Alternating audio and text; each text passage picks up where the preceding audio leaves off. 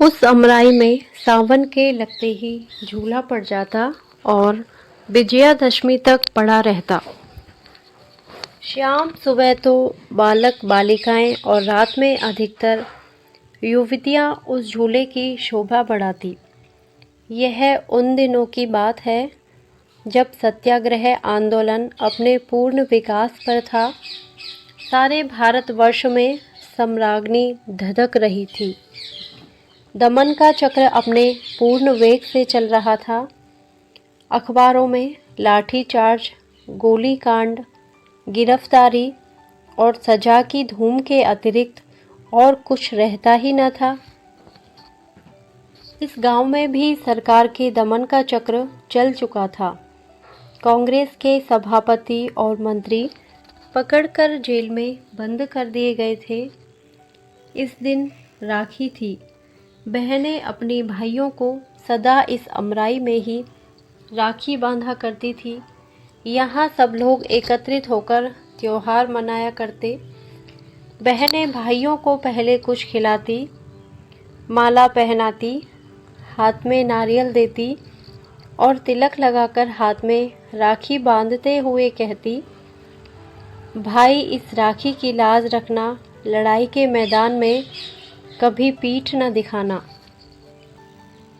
एक तरफ तो राखी का चित्ताकर्षक दृश्य था, दूसरी ओर छोटे छोटे बच्चे और बच्चियां झूले पर झूल रहे थे।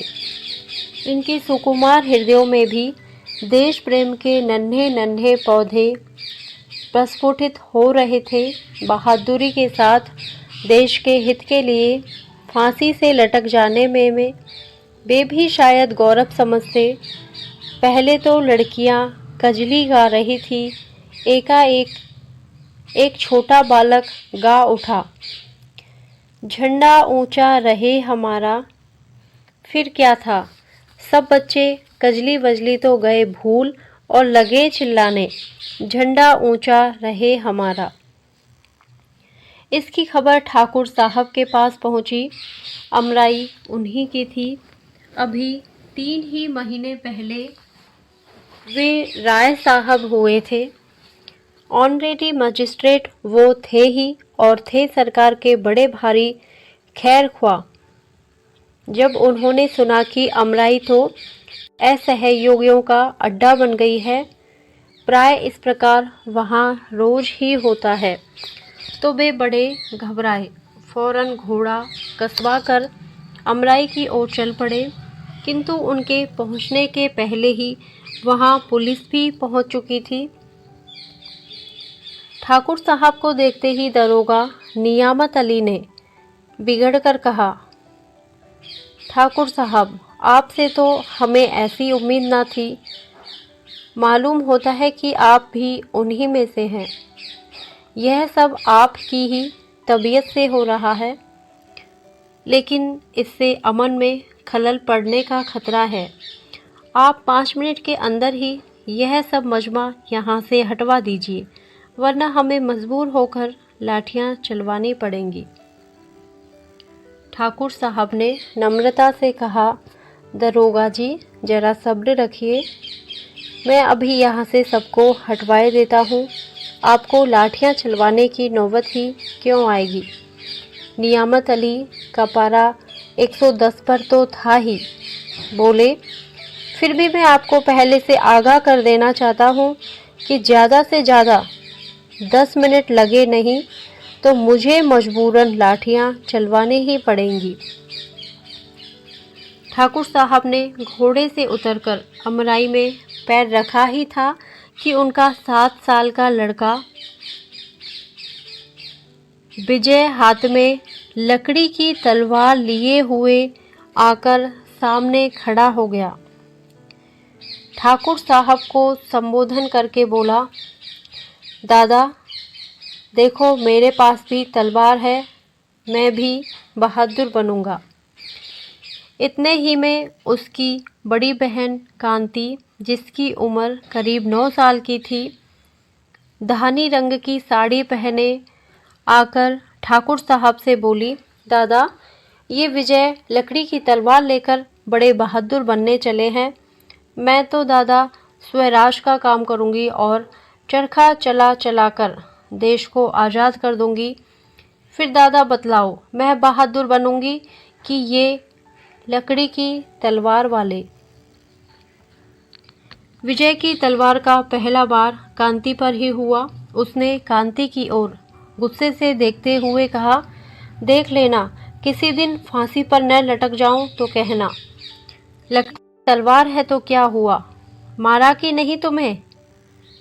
बच्चों की इन बातों में ठाकुर साहब क्षण भर के लिए अपने आप को भूल गए। उधर 10 मिनट से 11 होते ही दरोगा नियामत अली ने अपने जवानों को लाठियां चलाने का हुक्म दे ही तो दिया। देखते ही देखते अमराई में लाठियां बरसने लगी। आज अमराई में ठाकुर साहब के घर भी स्त्रियां और बच्चे थे और गांव के भी प्राय सभी घरों की स्त्रियां, बच्चे और युवक त्योहार मनाने आए थे। उनकी थालियां राखी, नारियल, केसर, रोली, चंदन और फूल मालाओं से सजी हुई रखी थी, किंतु कुछ ही देर बाद जिन थालियों में रोली और चंदन था, खून से भर गई। जब पुलिस मजमे को तितर बितर करके चली गई तो देखा गया कि घायलों की संख्या करीब 30 की थी, जिनमें अधिकतर बच्चे, कुछ स्त्रियां और 8-7 युवक थे। विजय को सबसे ज़्यादा चोट आई थी। चोट तो कांति को भी थी, किंतु विजय से कम।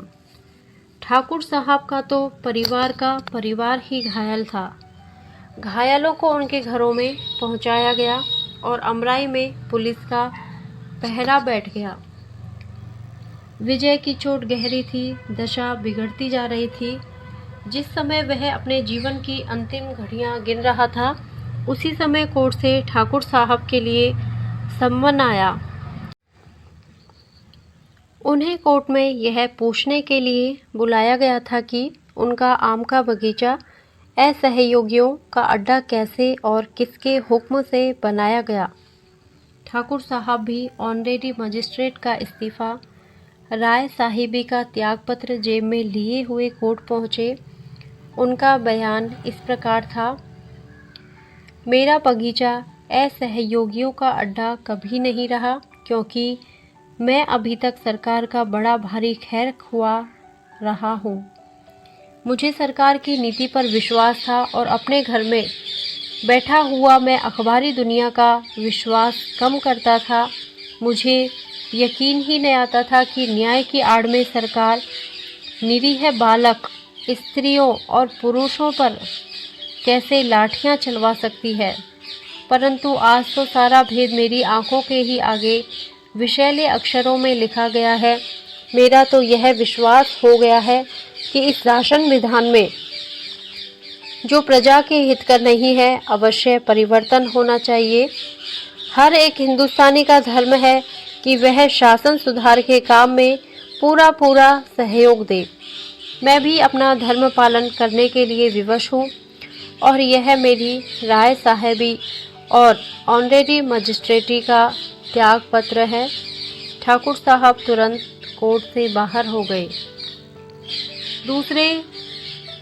दूसरे ही दिन से उस अमराई में रोज ही कुछ आदमी राष्ट्रीय गाने गाते हुए गिरफ्तार होते और 60 साल के बूढ़े ठाकुर साहब को सरकार के इतने दिन की खैर ख्वाही के लिए पुरस्कार स्वरूप 6 महीने की सख्त सजा और 500 रुपये का जुर्माना हुआ। जुर्माने में उनकी अमराई नीलाम कर ली गई। जहां हर साल बरसात में बच्चे झूला झूलते थे, वहीं पर पुलिस के जवानों के रहने के लिए पुलिस चौकी बनने लगी। अगर आपको ये कहानी और मेरी वीडियो पसंद आती है तो प्लीज़ इसे लाइक करें, शेयर करें और मेरे चैनल को सब्सक्राइब करें। Thank you.